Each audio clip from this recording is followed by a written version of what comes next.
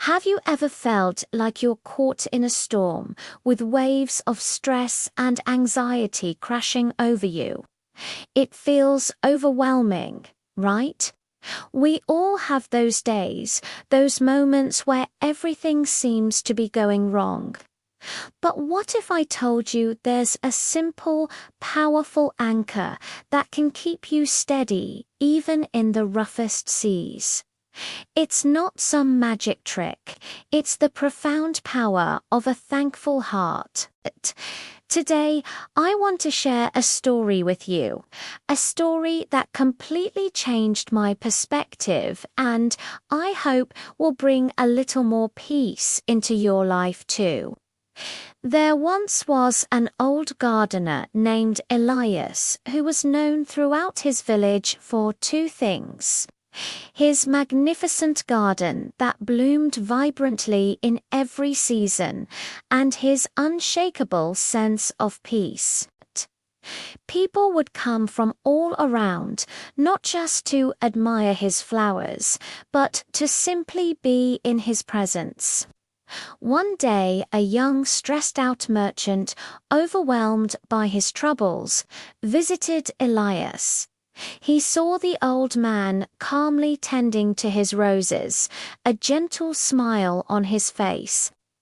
The merchant couldn't help but ask, "Elias, how are you always so calm?" "My business is failing, my family is worried, and I feel like I'm drowning. Don't you ever have bad days?" Elias stopped his work, looked at the young man with kind eyes, and gestured to a small, weathered stone bench.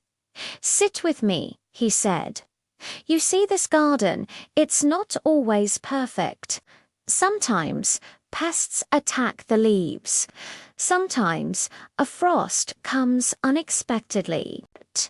Sometimes the weeds grow faster than the flowers."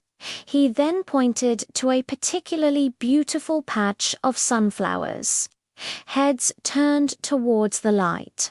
"But every single morning, before I pull a single weed or water a single plant, I walk through my garden and I find three things to be thankful for.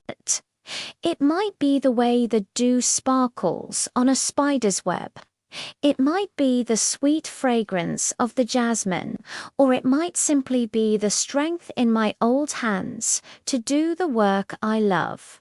The young merchant looked puzzled. "That's it, you just say thanks." Elias nodded. "Gratitude," he explained, "is like a lens. When you look at your life through the lens of what you lack, the world appears gray and full of problems. But when you consciously choose to look through the lens of gratitude, you start to see the colors. You notice the small joys, the hidden blessings, the strength you didn't know you had. It doesn't make the problems disappear, my friend. The weeds are still there, but it gives you the peace and the perspective to deal with them without letting them consume you." He then handed the merchant a single, perfect rose. "Tonight, before you sleep, don't think about your debts or your worries. Just hold this rose and think of three things you're grateful for today. Do it again tomorrow, and the day after." That story about Elias stuck with me. It's so easy to get caught up in the chase for more, to focus on what's broken, what's missing. We scroll through social media and see curated perfection, making our own reality feel inadequate. But what Elias taught the merchant, and what he teaches us, is that peace isn't found in a perfect life. It's found in a grateful heart. It's a practice, a daily choice. Like tending a garden, you have to cultivate it. So my challenge to you, and to myself, is to be a little more like Elias. Let's start a gratitude practice.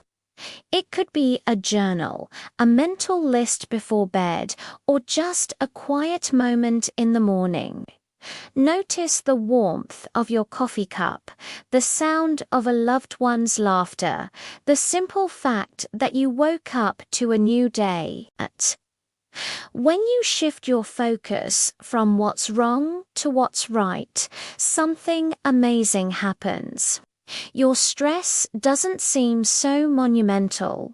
Your anxiety loses its grip. You start to find strength and resilience you never knew you had, just like the sunflowers turning to the light. It's not about ignoring the difficulties of life, but about anchoring yourself in gratitude so you can face them with a peaceful spirit. Start today. Find your 3 things. You might be surprised at how quickly your own garden begins to bloom. Thank you for spending this time with me. If this story resonated with you, consider subscribing for more moments of peace and reflection. Take care.